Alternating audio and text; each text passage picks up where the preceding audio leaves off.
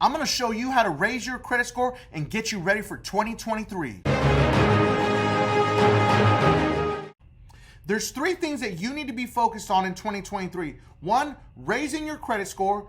2, reporting your rental payments to increase your credit score and getting your files ready for FICO 10T. FICO 10T is on the way, ladies and gentlemen, and it's gonna be game changing. And if you're in the market to get a home, this is gonna be really important for you to watch this video. We're gonna cover all these topics and I'm gonna try to keep it under 10 minutes for you. Let's get it going. Now listen, the biggest thing that I see as a problem for anybody that's renting out there is how you're paying for your rent. You need there to be a system where it's being tracked, meaning that it's coming out of a bank account. Because all these renters that are having you pay them with Venmo, Cash App, or they want a money order, you want it to come straight out of a check. Because a lot of these companies that report rental payments, they can't report your payments if they can't track them down in your bank account. That's normal. That's how all of them work. So you need to restructure this for 2023. Talk to your landlords and see if it's possible if you could switch it over into giving them a check, okay? Because you need to start reporting these payments. The majority of Americans are renting right now and they're not getting any credit for it. With FICO 10T on the way, this is going to be a game changer for people that are trying to purchase homes. FICO 10T is going to be on steroids if you report your rental payments, because you're reporting previous payment history, and that is huge and impactful. As an example, if you start using Boom Report, okay, they can go all the way back to 24 months of previous payments and then your current 12 months. So you're looking at reporting 36 months of on-time payments within 1 year. That is phenomenal for any credit file, and it's very important, but I cannot stress to you enough that you need to stop paying your landlord through Zelle or Cash App. Pay them with a check so that money can be tracked and you can get these rental payments and help build your positive payment history. And this should be happening because you're renting. You should get credit for all your rental payments that you're making on your credit reports. Always remember, last part's the most important. The next important piece to raising your credit score is going to be to get your utilization all the way down below 9%. Listen, I know it's the holidays. People's credit cards balances are going to raise. So if you want me to talk about balance transfer credit cards, for after the holidays, transfer that balance over to a better credit card that's going to get you 12 months, 18 months, or 24 months of 0% interest is going to be key to making your budget work and getting your costs down and paying down those credit cards. It'll give you a little bit more leeway, okay? So if you want me to talk about those zero balance transfer credit cards, comment in the comment section, let me know, okay? Because there's a lot of balance transfer credit cards that have come out, and especially right after the holidays, they're going to start to amp them up, and they're gonna try to stretch them out as long as they possibly can to get you to sign up for those credit cards. So right after the holidays is going to be the best time to apply for them, and I've got a list of the great balance transfer credit cards that I can talk about, but only if you want to hear about it, okay?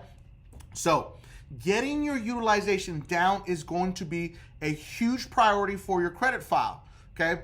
Getting it down below 9% is always the target goal, but 0 should be your target goal. Remember, there's no FICO algorithm that's going to punish you for paying down your credit cards. But if you're trying to raise your credit score, you can do it by reporting your rental payments. Okay, if you can report more than 24 months of on-time rental payments, that's tremendous. Or even if you could just start reporting 12 months of on-time and then start moving from that point on, that's a big deal, okay? So then paying down your credit cards is going to immediately raise your credit score because the majority of Americans carry all the way up to 30% utilization. Remember, utilization is based on the balances that are reported. Paying down those balances decreases you as a risky borrower, so therefore your credit score rises. The higher balances that you report and that you're carrying every month means that you are a high-risk borrower, so then your credit score drops, okay? So getting it all the way down to below 9%, but 0 is your target goal. I'm gonna put the little infographic on the screen so you can see anybody that's telling you don't carry a balance. People that say don't carry balance, it's a bad thing. They're lying because they don't really understand. This is directly from FICO, okay? You can get the most amount of points by carrying 0 balance, okay? You can get up to 55 points. But if you carry between 1 to 6% utilization, you may potentially get 10 extra points. It's not worth it to carry balances and pay interest fees. So you want to get that utilization all the way down to 0 and keep it there. And this is something that you need to be aware of.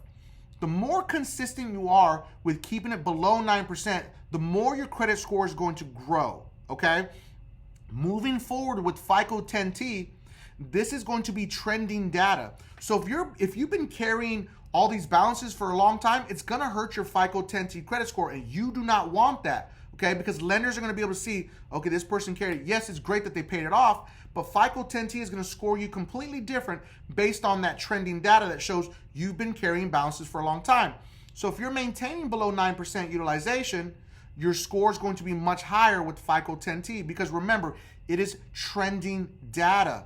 That's what the T is standing for. So focus on keeping that utilization really low, reporting your rental payments. Those are going to be two very key points to raising your credit score. If you haven't done it yet, make sure to hit that subscribe button. So every time we drop new content, you're going to find out about it. And if I go live, you're going to hear about it, okay? It's really important that you drop something in the comment. If you want me to talk about anything specific, any type of videos you want me to make, drop it in the comments. If you want to hear about, zero balance transfer cards for after that holiday spending so you can get 0% interest, drop it in the comments. Let me know. I got a bunch of credit cards that I can talk about, because that's what we do here, okay? And last part, make sure to hit that bell notification so you get notifications anytime I go live or drop new content, because you never know when I'm gonna go live. All right, last important part to raising your credit score in 2023 is going to be if you can become an authorized user on someone's credit card, okay? Now, what does this mean to become an authorized user? One, if you don't have a lot of credit, okay, and you're trying to raise your credit score, you're trying to generate a credit score, becoming an authorized user can help you, but these are some key points that you need to understand about becoming an authorized user. This is why these credit cards are very important. I can change anybody's life in my family immediately. My kids can have immediate credit scores and have great credit scores just by me adding them on as an authorized user. So how does an authorized user work? Now, there's two different words that people use here: trade lines and authorized users, okay? Trade line is basically a credit card that you're putting somebody on as an authorized user, okay? A trade line is a credit card or an account that's reporting to your credit file. That's the nickname that they give it. But an authorized user, you're basically saying you're going to add them on as an authorized user to the credit card. Now, understand this, you do not have to give them the actual credit card. You can shred the credit card, chop it up so they can never access it, okay? But if someone adds you to a credit card, as an example, they add you to one of their Capital One credit cards, okay? They add you to the Capital One credit card. If that credit card has been open for more than 5 years, you're going to get all the payment history for those 5 years. You're also going to get the actual credit limit that's going to be on that credit card. You're going to get it on your file also. So you're going to get those two things: payment history and the credit limit, okay? That's very important. This is going to immediately boost your credit score and put it on steroids, because you just added 5 years of on-time payments. The more time that this credit card has been open, the better, okay? Don't go for some credit card that just opened, because it's really not, it's not helping you in any way, shape, or form. Anything more than 2 years, think about it. 24 months of on-time payments, 3 years, 5 years. The longer the credit card has been open, the better. The larger the credit limit, the better. Anything more than $10,000 credit limit added to your credit profile has a significant impact, okay? So that's something that you need to understand when you're looking at situations like this, okay? Now, here's the bad part. Here's the caveat. If that credit card gets a late payment, you get a late payment also as an authorized user. If that credit card is carrying a balance, it's going to raise your utilization and make you look like you're carrying a balance, even though you're just an authorized user. Now, you are not responsible as an authorized user for any of the charges on that credit card. So if something goes south and that person starts to carry balances, they get a late payment, immediately pull yourself off that credit card, contact the credit card company and tell them to remove you as an authorized user so you do not get affected with your credit. Now, let's say hypothetically you got bad credit, okay? Now, first off, if you have bad credit, link is in the bio to set up a consultation. We do full service credit repair. We offer it for everyone. And we also have a DIY program. Link is going to be in the description and in the comments, okay? Now, you need to work on getting those negatives removed, But if you have negative items on your credit report and you're adding authorized users on it, it's not going to have the same effect as if you were to not have negative items. It will have some type of effect, but not the full effect if you just have nothing but positive credit. Okay, so understand that. All right, and the other part to understand is do not do this with any American Express credit cards, because you only get the credit limit, and if it's a charge card like the gold or the platinum, you're not going to get anything because it doesn't report a credit limit. So American Express is the only credit card company that does not report previous payments. They'll start reporting payments from the moment you get added on as an authorized user, but they do not report previous payments. Every other credit card company will report previous payment history. So remember that. Don't do any American Express credit cards when you're trying to run this play as an authorized user. As always, thanks for watching and subscribe to increase your credit score.